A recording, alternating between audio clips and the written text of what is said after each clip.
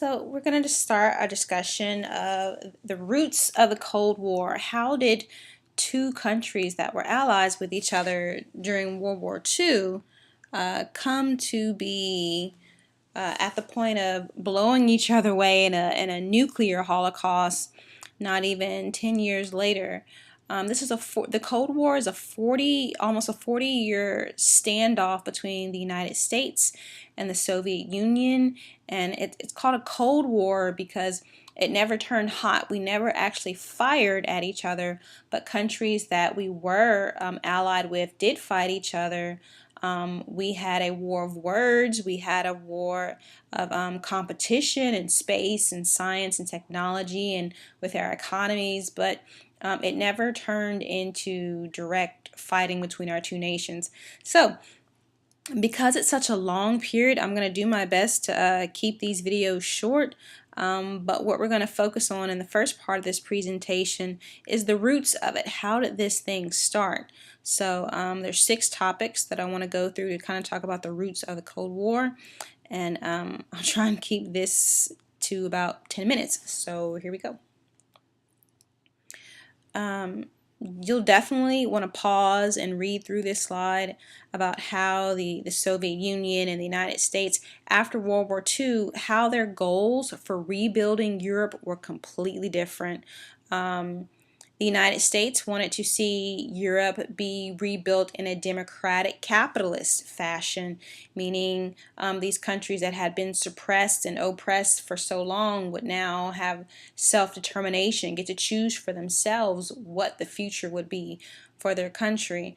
And a capitalist system, meaning, a free market, buyers and sellers, they're the ones that drive the economy, not the government or some dictator telling them what to do. Stalin, he wasn't ready to give up control. He kind of wanted to step into the position where Hitler and the Nazis were and extend his control, his communist influence to neighbors surrounding him. So that's definitely going to lead he and the United States and in the other Western European nations to butt heads. But on this slide, it tells you a lot more ways that the United States and the Soviet Union were different. So check it out. Another reason why the United States and the Soviet Union split after World War II is when we had dropped the atomic bomb on Japan, we really didn't tell any other countries that we had that atomic capability. All we did say is, we gave Japan the choice to lay down their weapons and you want to do this or, face the consequences. We didn't tell them how deadly the consequences would be. And plus, the United States, we wanted the Soviet Union to come and help us fight in Japan without them knowing about the atomic bomb, because if they knew, well, then they might have said, well, we won't help you unless you give us the secrets. So it's like, no, we want to be the only person in the world with this power. So we just kept that quiet, that we had that capability. Nonetheless, Stalin has this dream, like I said previously, of establishing what we call satellite nations. In the black, you see, according to the map, that this is where the Soviet Union lies. But in the checkered area and the striped area, these are countries that he is now trying to exert control over, trying to kind of create a buffer between he and the Western European nations.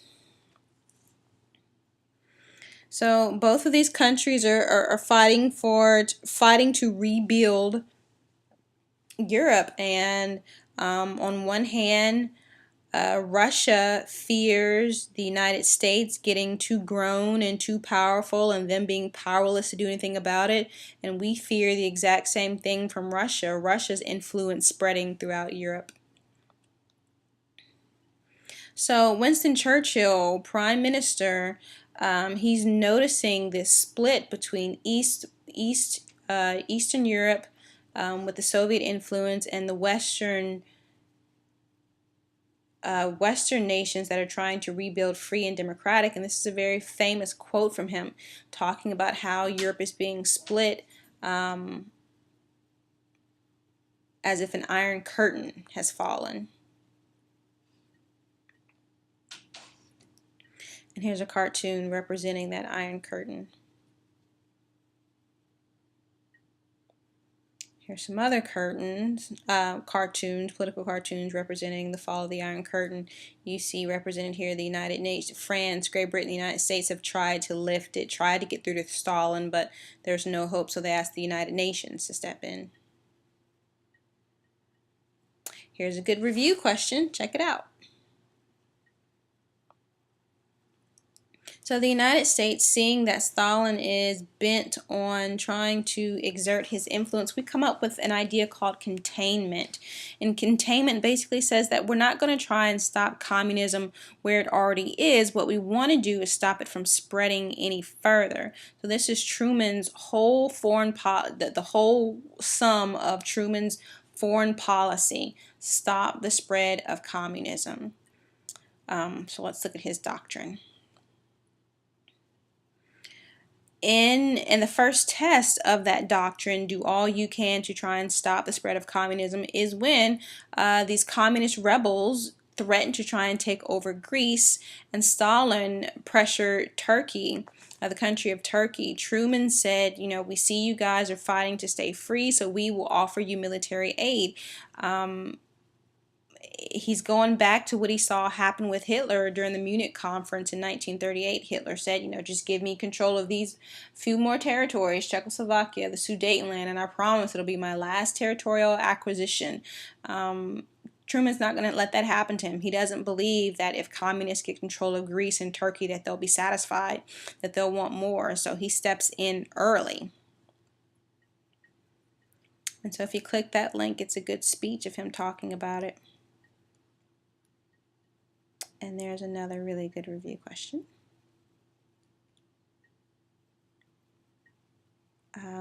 So here's a political cartoon showing Joseph Stalin choking a little bit on Truman's doctrine because it's meant to contain him. And another way that we're going to contain Stalin's reach is through the Marshall Plan. You remember that the Marshall Plan is our plan to help Europe recover. It's $15 billion given to allied nations to help them get them back on their feet. The idea is, you know, we know World War II has completely ravaged your country and you're struggling to get back on your feet, to rebuild your economy. You have one of two choices. The only two countries left standing really are the United States and the Soviet Union.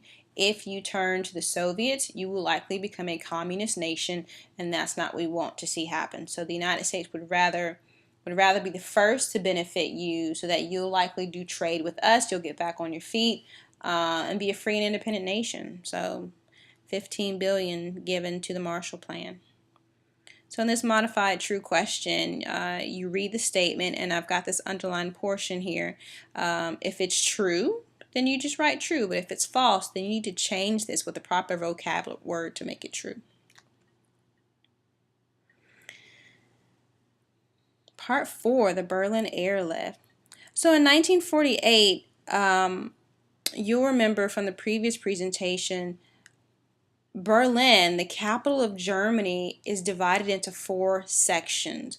Well, the French, the British, and the Americans, we decide, hey, we're all on one accord, we're all on one plan, so let's just merge our sections together and we'll run it as one, and they called it West Germany. Soviets didn't like that so much. In fact, they cut off all access into their portion of Berlin just to show how angry they are, because they think that these 3 are trying to gang up on them and are eventually going to try and change them. So they closed all the highways, all the railroads that link the eastern part of Berlin to the western part of Berlin, and this is the beginning of the Berlin Wall. The allied nations, you know, France, Great Britain, the United States, we don't take military action. Instead, what we do is we fly in goods around the clock to these people in Berlin, eastern Berlin, who have just been cut off overnight, not being able to go work, not being able to visit their families. This event is called the Berlin Airlift. So around the clock, drop-offs were made, and this is a map showing that. If anything, it only infuriates Stalin and the Russians even more, because you're doing all this to keep us out, and you see, again, you're not successful. We have other ways to bring in our influence. Good review question. But seeing actions like this, even though we didn't take military action when Soviet Union established the Berlin blockade, we thought it'd be a good idea to send a message to Stalin. You keep doing these very overtly aggressive actions. We want to prepare ourselves. So NATO is formed, and NATO stands for North Atlantic Treaty Organizations. It's a military alliance between the countries that you see in yellow.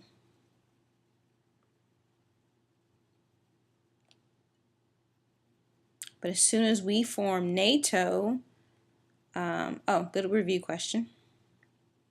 Pause it and check it out. See how well you do. As soon as we form NATO, Stalin takes all of the countries, these satellite nations that he's exerted his control over, and they form their own military organization called the War Pact. So now we have two new alliances in Europe, the NATO countries and the Warsaw countries.